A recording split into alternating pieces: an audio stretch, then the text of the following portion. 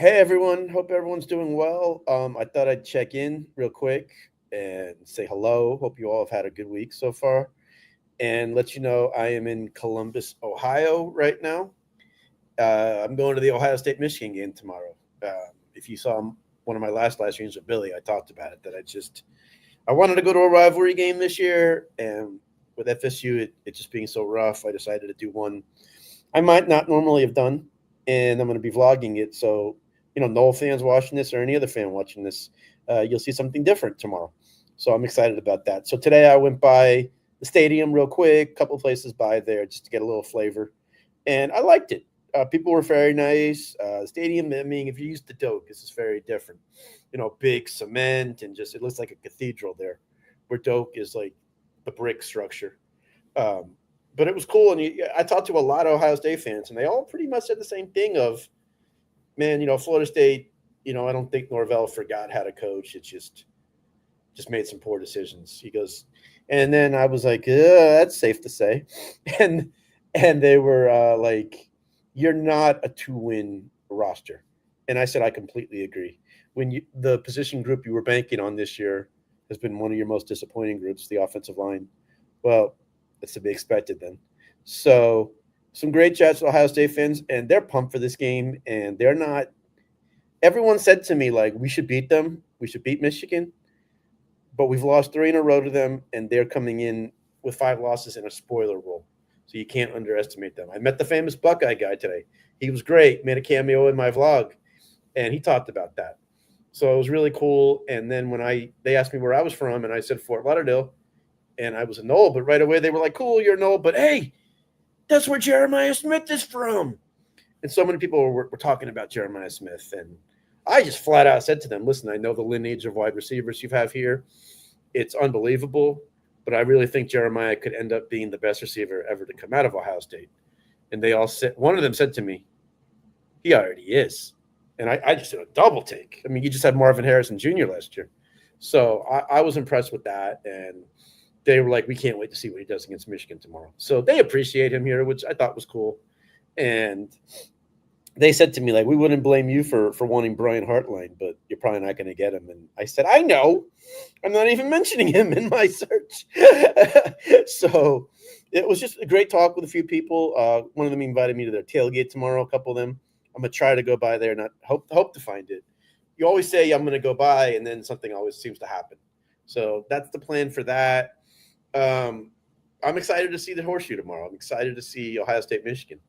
I am. I'm a diehard Noel, but love college football, and I'm excited to see something different and going in as a neutral observer, which is cool. So that was cool.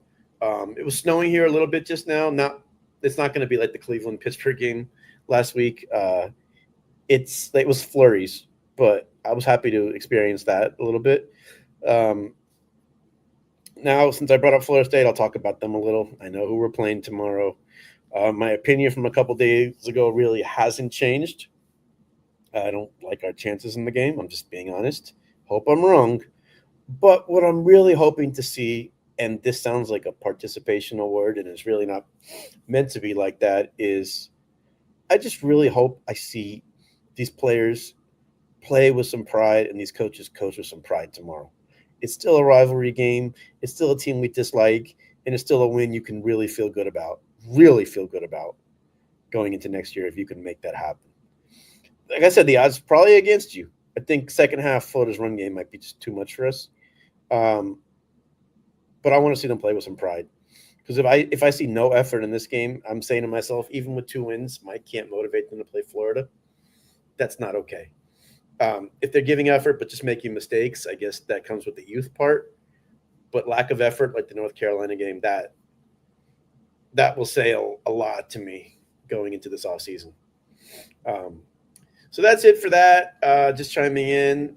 Like I said, I hope everyone's doing well. I'm excited for the other games as well tomorrow. Alabama, Auburn. I see Georgia Tech. Georgia is just about to kick off. So it's rivalry weekend. It's what it's all about as a college football fan.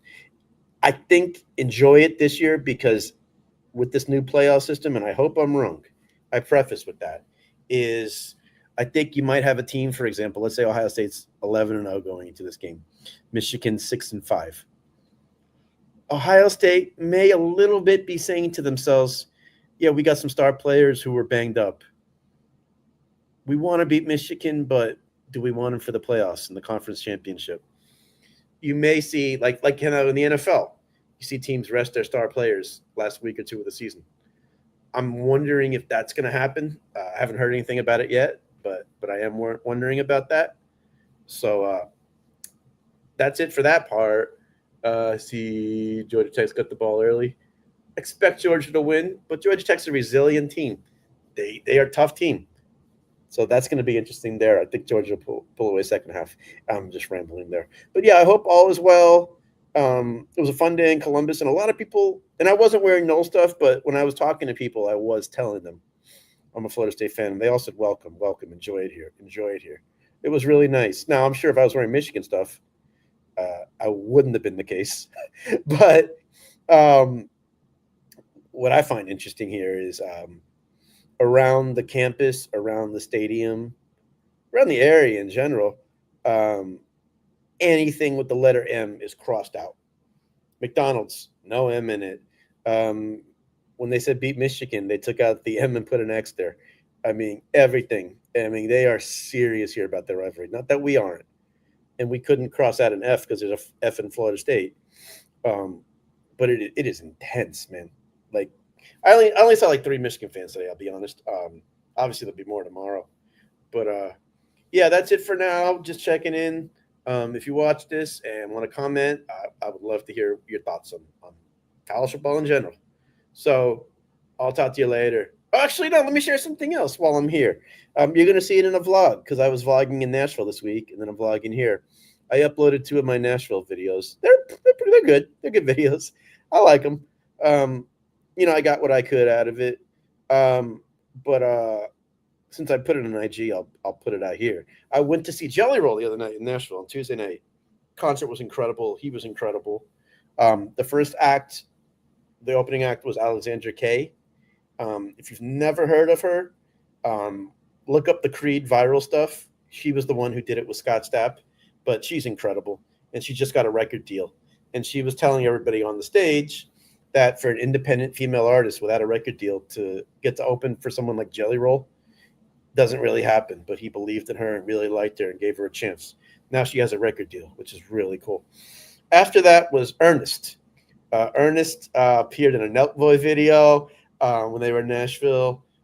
He's done some songs with Morgan Wallen, Flower Shop, and Long Live Cowgirls. And then he did his stuff, and he was great. And then he was doing Flower Shop. Middle of the song, who walks on stage? Morgan Wallen. Unbelievable. Place with nuts. So Morgan did the rest of that song with him, did his verses, obviously. Then did Long Live Cowgirls. After that, it was awesome. I was already so pumped. I'm like, man, now I'm getting Jelly Roll? Jelly Roll. Incredible. What a performer. Great dude. So humble. Knows how to entertain on top of being a great singer. And just loves the people. I mean, he opens the show just walking through the crowd and shaking hands with people. That's just how down to earth he is and caring he is. But he announces on the stage, this is Nashville. This is my home. This is the last show of this tour. I got some surprises for you guys tonight. So I said, oh, boy, here we go. So I won't get into what song each person did, but bottom line, Keith Urban made a surprise. Skylar Gray made a surprise. And then lo and behold, he starts doing a rap part, and all of a sudden he stops the rap part and goes, yeah, I kind of got a rap guy who's pretty well known to come here. Ladies and gentlemen, Snoop Dogg. I thought it was loud from Morgan Wallen. It was even louder there. Snoop comes out and does yada, yada, yada. It's the one and only D.R.E. Does that song. Does Gin and Juice, and then does a song he did with Jelly Roll for Snoop's new album. Incredible. The show was incredible. If you have a chance to see Jelly Roll this summer when he's on that stadium tour with Post Malone, do it. But, okay, that's it for now. Thanks, everyone. Hope you had a good holiday. And I'll talk to you later. And, yeah, if you're watching this later, want to get some comments, it's just – I love interacting with people here. So, please, feel free to do it. Talk to you later.